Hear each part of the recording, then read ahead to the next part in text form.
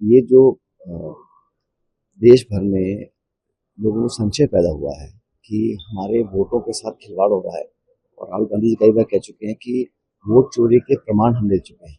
बार बार हम एविडेंस दें और निर्वाचन आयोग उसकी जांच भी नहीं कराए, ये बड़ा मुझे अजीब लगता है। निष्पक्ष जांच हो, कमियों को सुधारा जाए, और वोटर लिस्ट जो है वो पॉलिटिकल पार्टीज को मिलने का एक अधिकार है, वो हमें मिलनी चाहिए ताकि वेरीफाई कर सकें।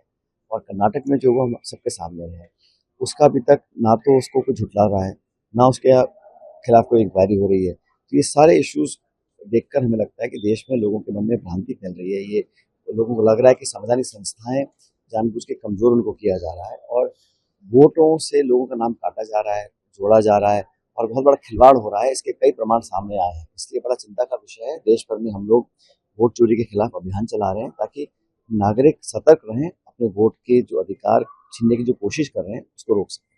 अमित शाह जी ने कहा है कि एसआईआर के समर्थन में भाजपा है, लेकिन कांग्रेस जो है वो घुसपैठियों के साथ में वो चाहती है कि बाहरी लोग जो है वो वोटर लिस्ट से बाहर ना जाए।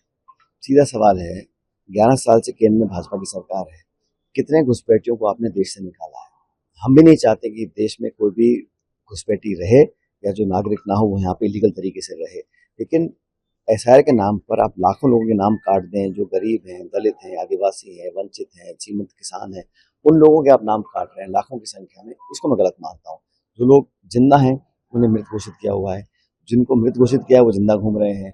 एक एक मकान में 150-200 लोगों की वोट बनी हुई है, एक जगह एक इंसान की जगह 3-3 वोट बनी हुई है। ये सब जो गड़बड़ियां हैं, इसको ढंग से अगर सॉर्ट आउट नहीं करेंगे तो लोगों के साथ खिलवाड़ होगा।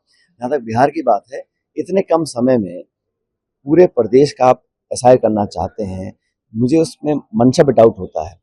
और मैं तो धन्यवाद करता हूँ सुप्रीम कोर्ट का। सुप्रीम कोर्ट ने कहा है कि आधार कार्ड को भी आप एक प्रमाण पत्र मानेंगे वोट डालने के लिए। तो ये तो निर्वाचन आयोग को अपने गिरबान में झांकना चाहिए कि सुप्रीम कोर्ट इंटरवीन कर रहा है, और मनमाने तरीके से निर्वाचन आयोग की जो कार्रवाई है उस पर लोगों का विश्वास टूट रहा है। ये हमारे लिए बहुत बड़ा चिंता का विषय है।